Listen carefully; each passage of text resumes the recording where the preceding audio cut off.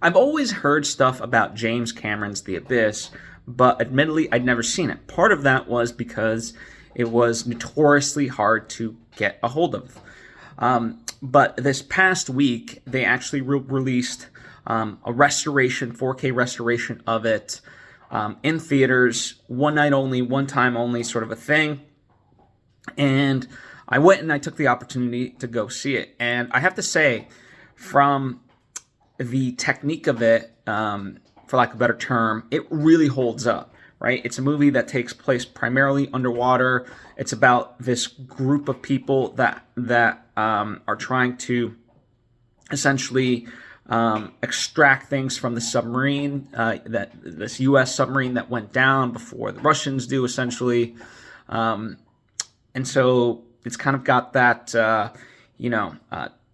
almost like a Tom Clancy, Clive Cussler sort of a feel, like the Russians versus us sort of a feel. And that plays into it, certainly. And that stuff looks amazing, right? I mean, James Cameron in water, it's going to look good, right? And I know the actors had a very difficult time filming it because of the requirements of James Cameron. But all these years later, it does hold up for that reason, because as much as they could, they did it for real, right?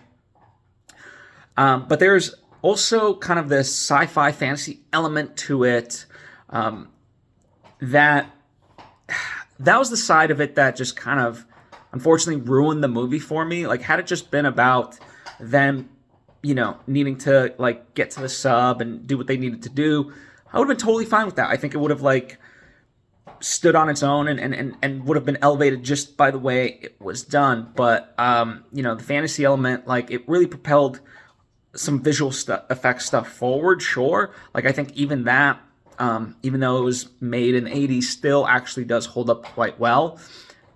But from a story perspective, I don't know, it was just kind of hamstrung in. It wasn't fully developed. It left a lot to be desired, so I had sort of an issue with that, as far as like James Cameron, when you think of like the Terminator or even Avatar, Titanic, True Lies, another great movie, those are all, even if like you don't love them, you have to kind of objectively look at them and be like, okay, the story at least works, and stuff like that. Here, it doesn't necessarily work. So, and by the way, this was the special edition, meaning that it was the 3-hour cut, give or take, versus the roughly 2-hour one that originally went out to theaters when it first kind of, went. And, that might have had something to do with it. Like, it'd be interesting to go back and just watch the 2-hour cut and see, okay,